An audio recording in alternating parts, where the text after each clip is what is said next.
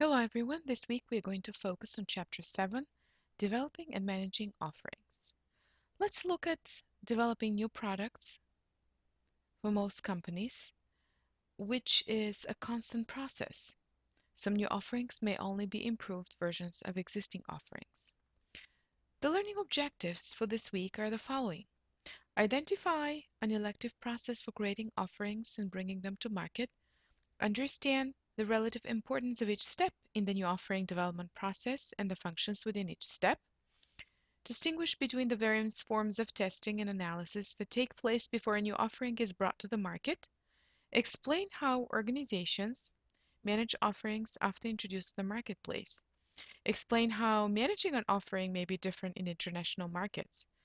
Explain the product life cycle and the objectives and strategies for each stage. Let's look at offering development. More specifically, the 7-step process of offering development. As we know, everything starts with an idea. Individuals who got an idea for a product try to make and sell it. Customers in business-to-business markets are probably the biggest source of new product ideas. Lead users generate new product ideas or applications. Customers are particularly important co-creators of offerings when they're consuming products with service components. Suppliers might develop a new product technology that can be used to make yet another product and then go to the makers of those products and suggest new versions to them. Competitors may have offerings protected by copyright or patents, but companies can develop products that serve the same purpose. Line extension occurs when a company comes out with another model related product based on the same platform and brand as one of its other products. Idea generation is generally the least expensive step in the development process. The second step in the development process is idea screening. Does the idea fit with the firm's image? Is it profitable? So we can say that the purpose of idea screening is to try to avoid new product mistakes early in the development process. It is expensive to develop offering, and the sooner bad ideas are discarded, the less the investment made and lost. Companies evaluate new ideas by answering these questions. Does the proposed product add value for the customer? Does it satisfy a need? Can the product be made within a stated time period to get it to the market when needed? How many units of it will sell and at what price? Can the product be manufactured and sold within budget and the company can still make money? Does the company need to provide the customer with after-sales service? If so, does the company have the resources to do that? Does the product fit the company's image and corporate strategies? Some companies do concept testing at this point. This involves running the idea by potential customers. This may be done through focus groups, groups of 8 to 12 consumers who provide feedback, or depth interviews, individuals that give feedback. Important factors in idea screening are the financial and process feasibilities of the idea. Financial feasibility examines whether the company can profitably produce the offering at a price that meets the customer's personal value equation. Process feasibility examines whether the company has the resources and capability to actually produce the offering. Another factor is whether the offering fits with the strategic goals of the company. A company has to evaluate the investment risk and opportunity risk of new offerings. Investment risk is the possibility the company will fail to earn an acceptable return on the money and effort it puts into the new offering. Opportunity risk is the risk that there is a better idea that gets ignored because the firm has invested in the offering at hand. The next step is the features specification. What features do customers want?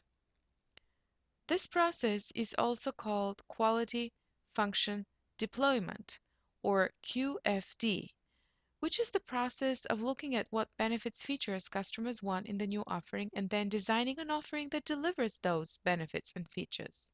The question is whether to offer versions of the product at different price points.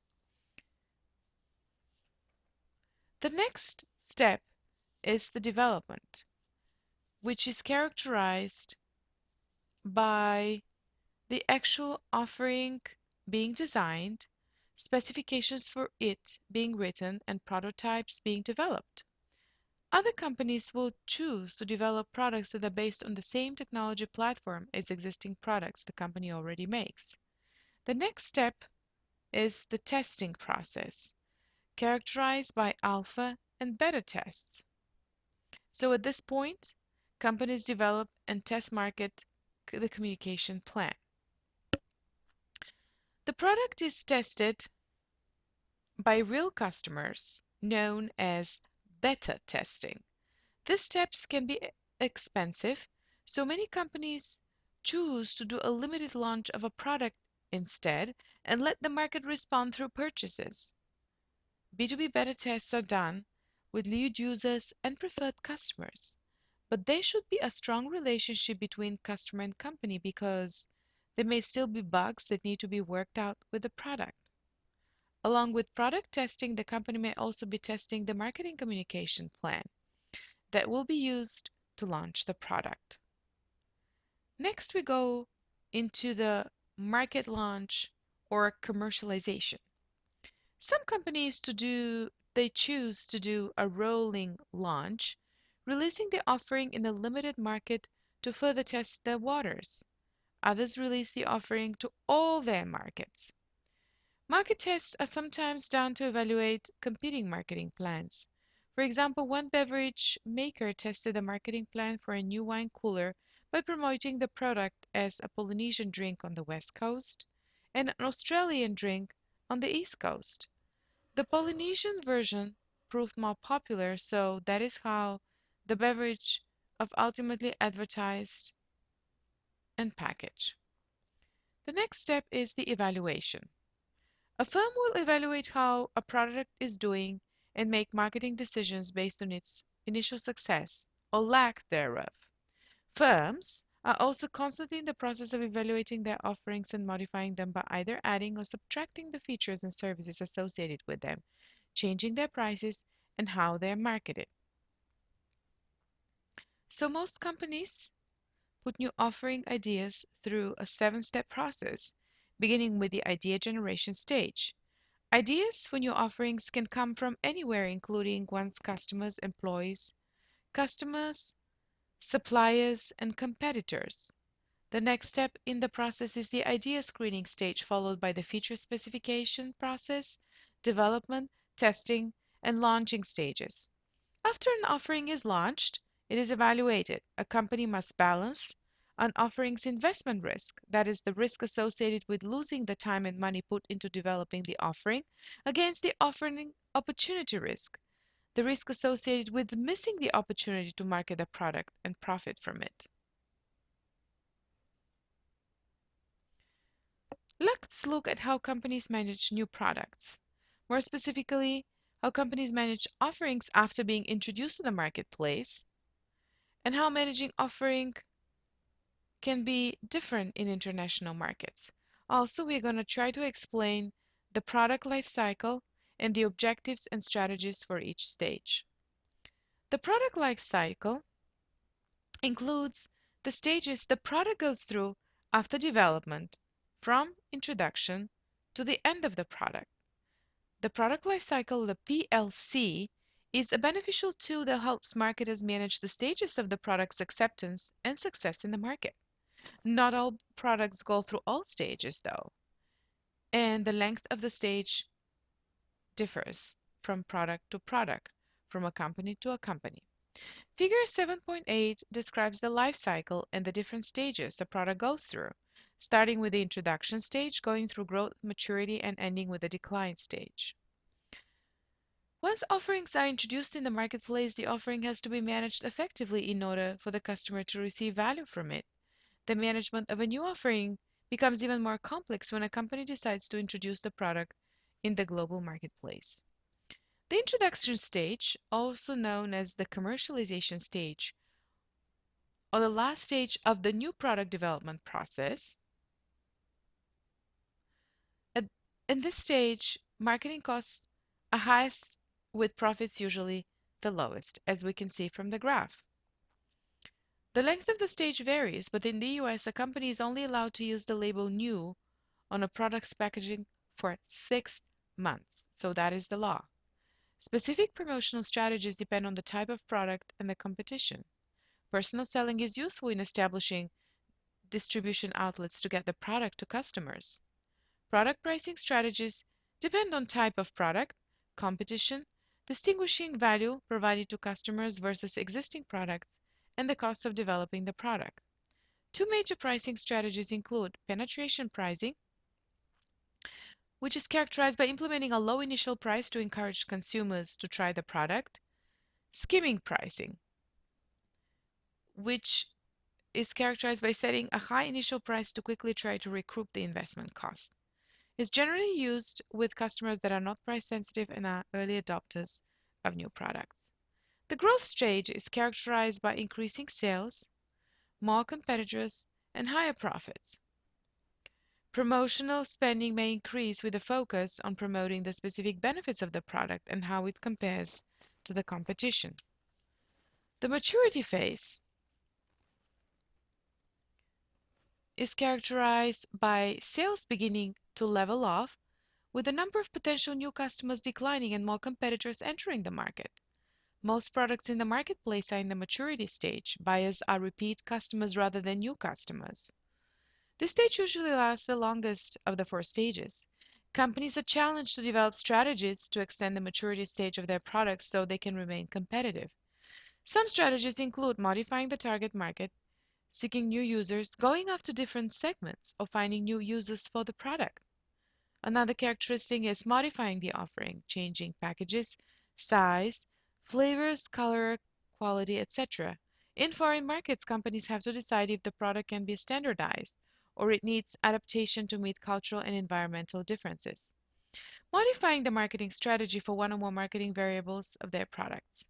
The last, so-called decline stage, is characterized by decrease of sales. Some products go through faster decline than others. Fads are an example of rapid decline offerings.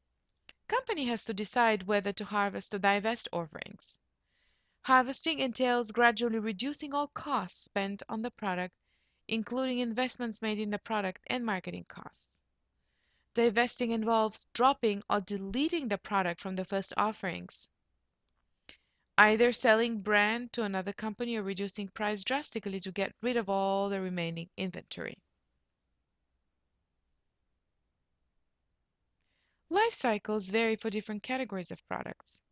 Some products never experience success, some products remain in phases longer. Computer products, for example, have limited cycles. Jewelry and kitchen products often have longer cycles. How products are marketed can vary throughout the life cycle. Global differences may also affect phases in the life cycle.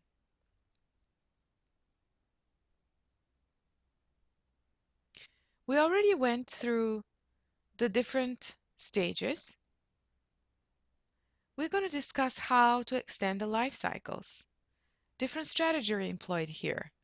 Modifying the marketing strategy, adding new features, enter new markets, and modify target markets. Also, there are several strategies to extend maturity by working on different packaging options, redesigning and repackage, focusing on quality, adding new features that extend use, focusing on quantity, increasing amount purchased for the same price. We can also extend the life through new markets, going global, introducing substitute products, or trying to sell online in addition through on-ground sales through retailers or wholesalers. The decline stage is characterized by sales decrease at an increasing rate, and we can say the decline stage comes very quickly for technology products because they can easily become obsolete. The product life cycle helps the company understand the stages: introduction, growth, maturity, and decline. A product or service may go through once it's launched in the marketplace.